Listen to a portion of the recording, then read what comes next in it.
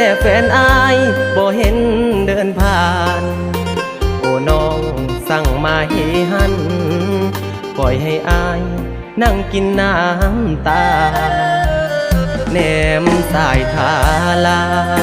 เห็นแต่หน้าที่ไหลลองเปรียบเหมือนตัวน้อ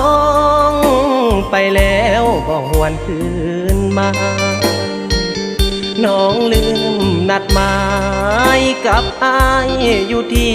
แคมทางเข้าสุขอุลาส่วนอายน้ำตาไหลนอง